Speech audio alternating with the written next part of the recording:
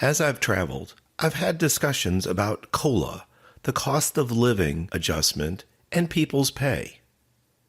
These discussions are backed by feedback from company surveys containing comments and complaints about pay increases, either the lack of pay increases or that they're too small and just don't move the needle for employees. What if there was a way to improve your chances of getting a better performance review, and with that, a chance at a higher pay increase?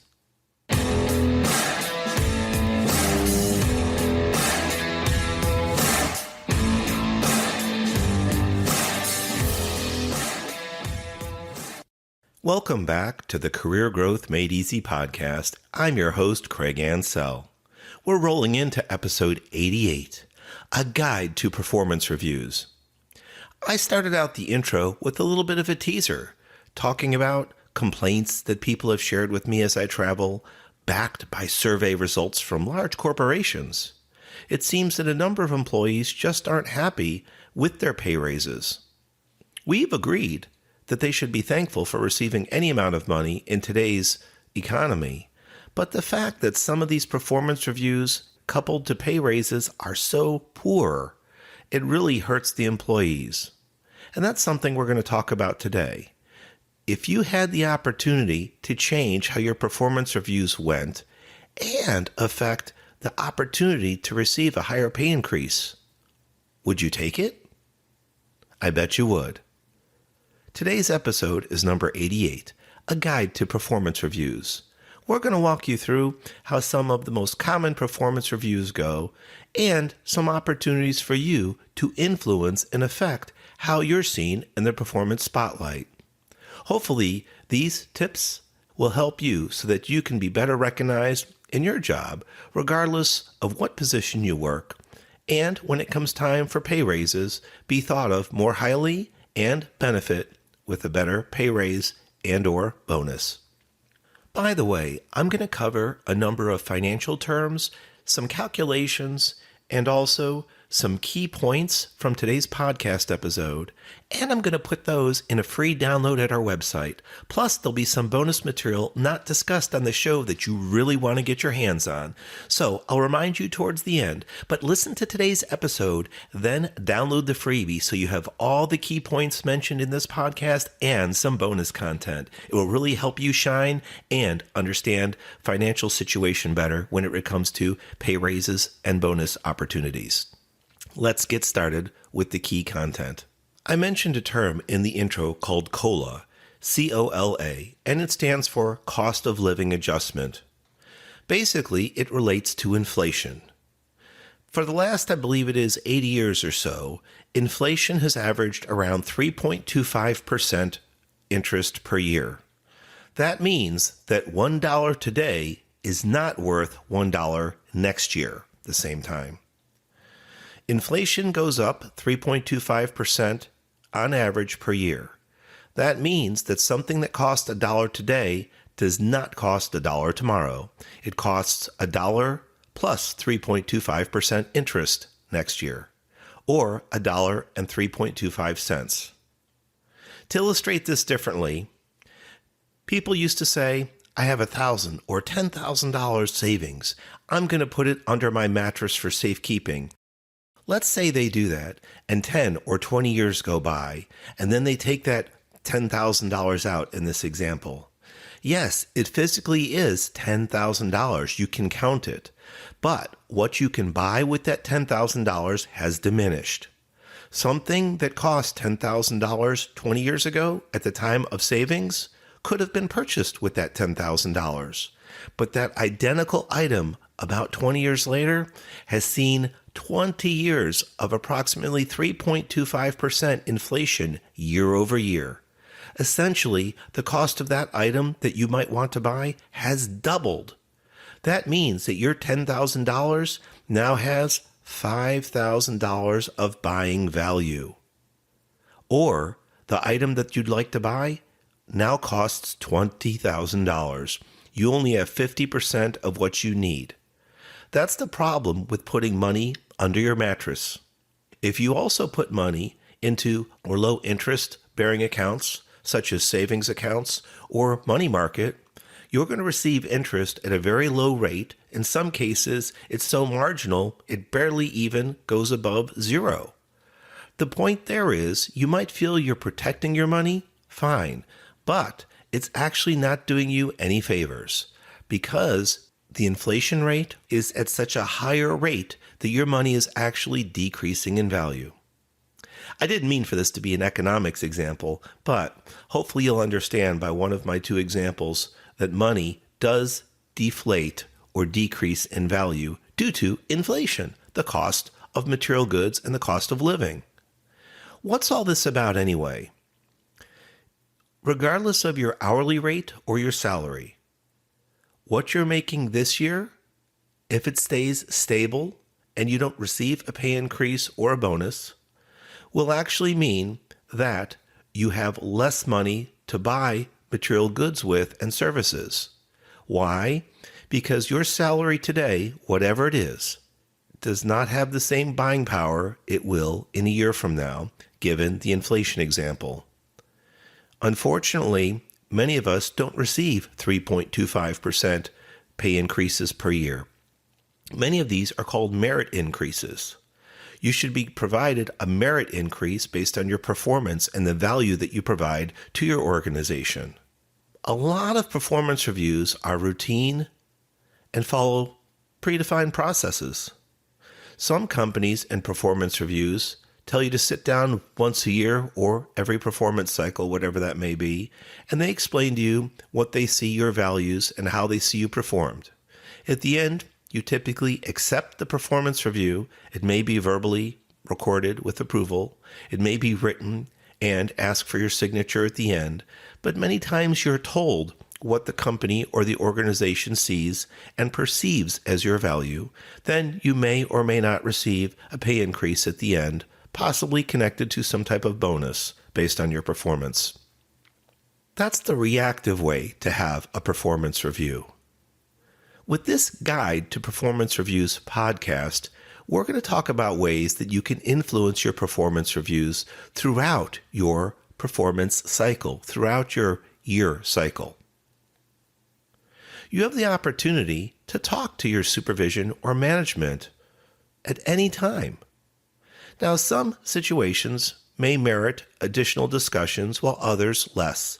It all depends on how busy you are and the type of work you perform, how often your conditions at work change, how many times you perform the same routines or different routines and have changing conditions at work. Those changing conditions can represent challenges in your job, and it might be up to you to resolve those challenges, no matter how small or how big.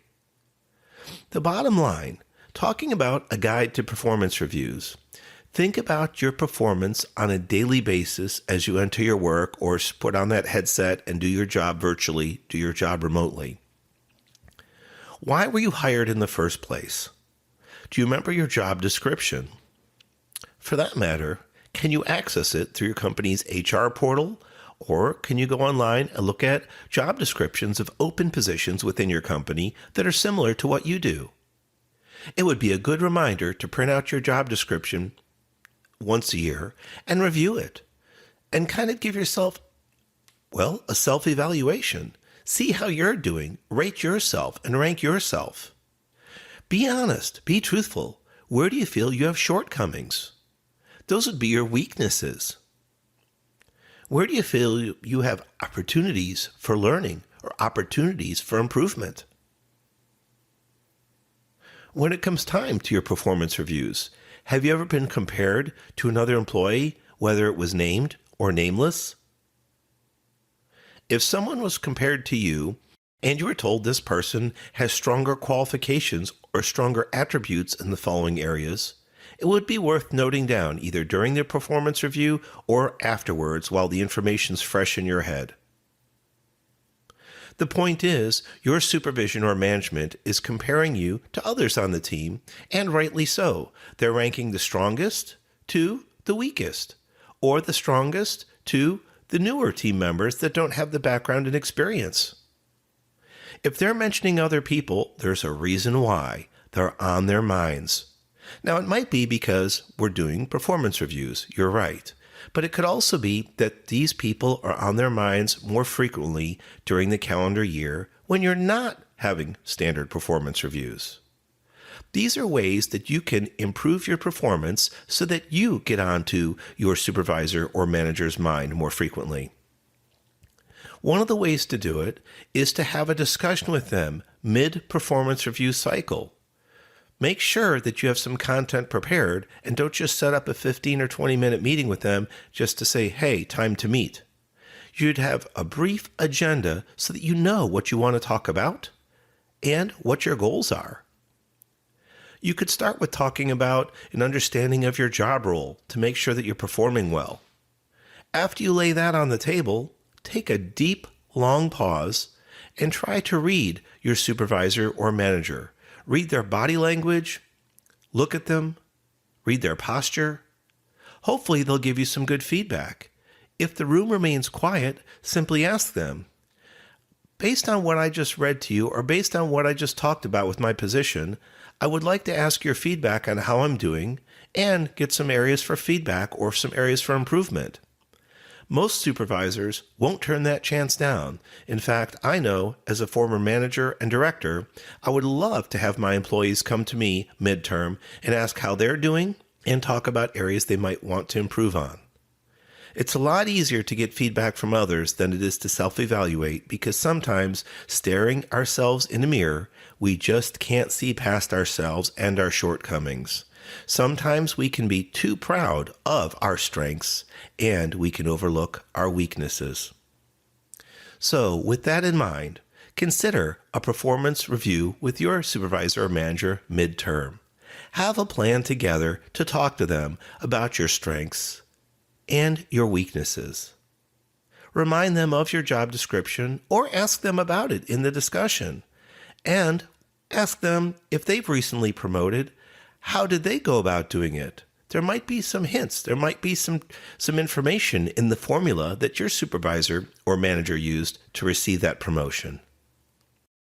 In talking to them on a regular basis, you might also find out that some positions are becoming open. Perhaps your supervisor or manager is considering retirement or a move, whether it's lateral or up the company chain. If their position becomes available, you could ask them, how likely would I be considered for that position? Or what are some of the trainings or performance aspects I need to improve in my job role if I were interested in taking over your position once you promote? Even if you don't obtain that position once they leave, it has set a seed in their mind that you're interested in upward movement. You're interested in a promotional path. They'll likely think more highly of you as long as you come across in a non-threatening manner and a supportive manner. The number one goal is for you to do your job and do your job well. If you can exceed, if you can excel at expectations, you'll more than likely be on your supervisor or manager's mind in a more positive way more frequently. That can help you when it's time for your regular performance review at work. One of the key things we talked about today was the fact that you should be proactive.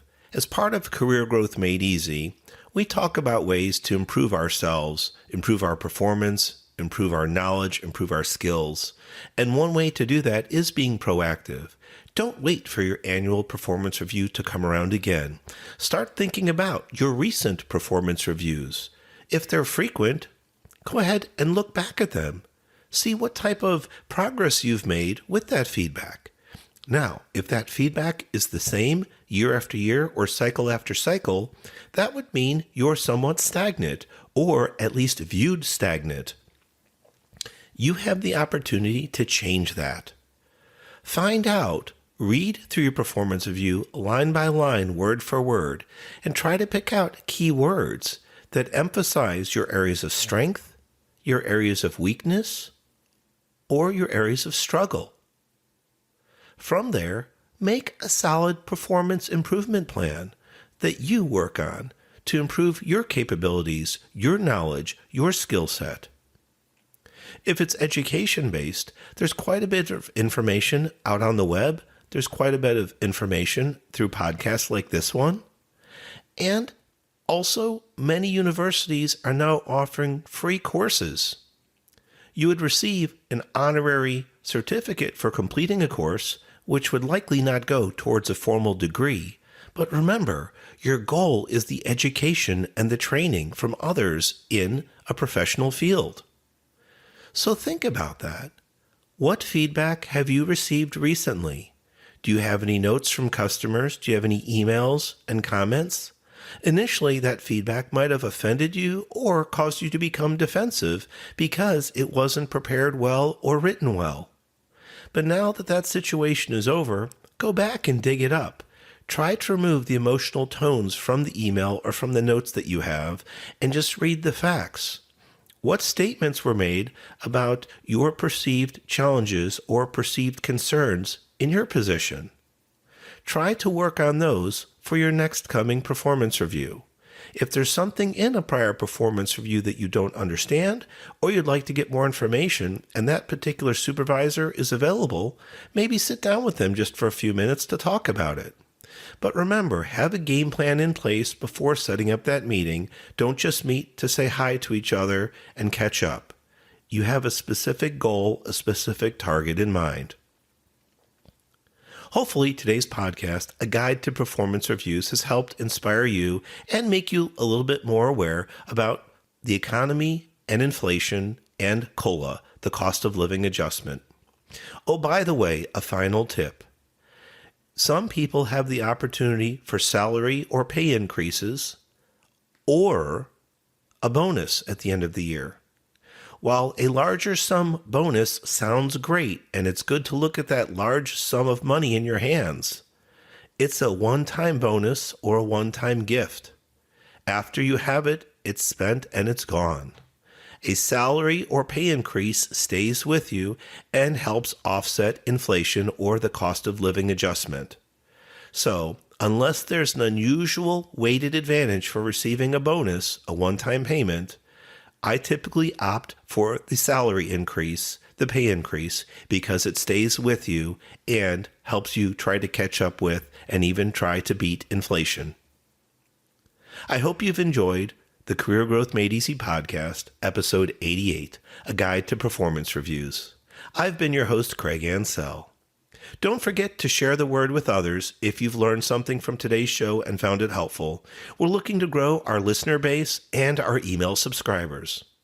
Speaking of that, if you haven't joined our email group, do so right away. Go to our website, craigansell.com. That's CRAIGANCEL.com, and sign up for our email subscriber list or grab one of our free downloads. Once you're an email subscriber, we send out special information and sometimes some free downloads that only subscribers get. Don't miss out. Join our email list today and be someone that is in the know now. Don't forget to go to my website and grab your special free download. It covers the key points in today's show and some bonus material not discussed on this episode. Grab it now.